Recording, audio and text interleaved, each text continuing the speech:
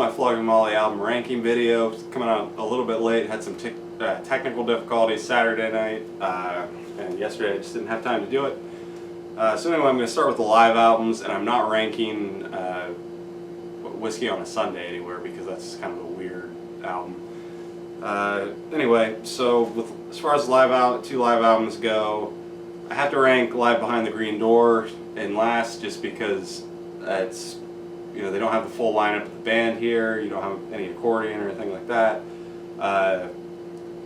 and it's just kind of a really raw live recording.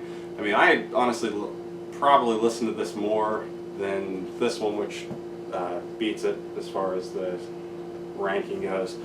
But I mean, I've had this longer, so I've definitely listened to it more, but I probably have the urge to put this on a little bit more often than this one, just because I don't know, I do kind of like this one. It has a certain charm, but this has the full lineup of the band, has a lot more songs on it, and it's a lot more like professionally recorded, so it kind of has to win as far as the live albums go. So only two live albums, so that was a short ranking.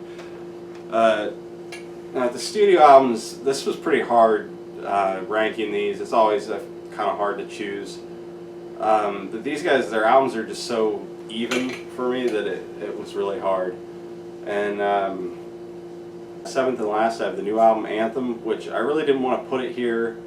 It kind of sucks to rank the new album last, but it's really the production that kind of just kills this for me a little bit.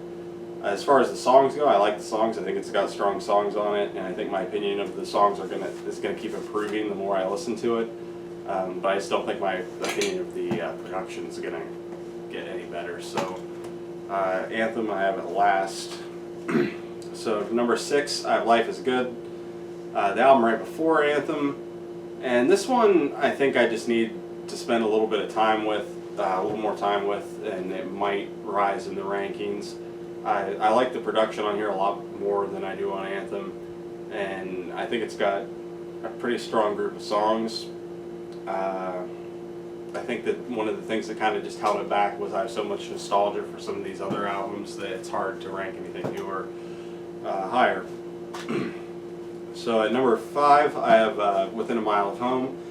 This is an album that I do have a lot of nostalgia for as well, but I guess of the earlier albums, it's always been the one that's kind of been the lowest ranked for me of those like first 3 that I got initially. Even though I probably would have said at one time that I thought this was their best album, it's never like I used to say that a lot, but I never really listened to it to like as much to back that up.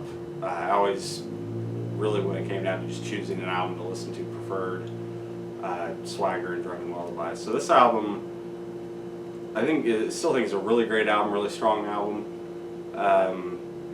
I think it just kind of loses out a little bit because it's a little bit long, and there's just a few songs that I could do without compared to some of the songs that are on the other albums. So number 4, I have Speed of Darkness. This one, I don't think this album was very popular with their fans, at least from like the comments I've seen.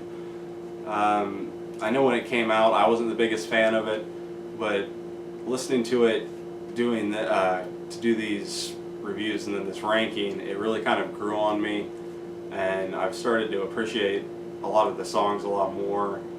And I don't know, I just I kind of had to choose, like when I really had to choose where to put these, I just thought that this was one that, since I'd had such a low opinion of it for so long, and compared to what I think about it now, that it kind of deserves a little bit of a higher place in the ranking. So number 3, I have Float, and this one I wouldn't have thought initially that I was going to rank this so high. But I just, listening to it again a couple days ago, like really thinking about it, this just has a lot of really strong songs on it, and just a really good album overall. Number 2, I have Drunken Lullabies, and this one I would have thought going into all these reviews and rankings that this would have been number one. I'm not quite sure if this is the album of theirs that I've listened to the most. It's probably pretty close to tied with number one. But this is an album that for a long time was my favorite album by them, but I kind of just realized that I actually like every song on the next album, whereas this one I could live with like about one or two of them. So number one, I have Swagger. This album just, I don't know, it's a great album. It's probably the one I've listened to the most.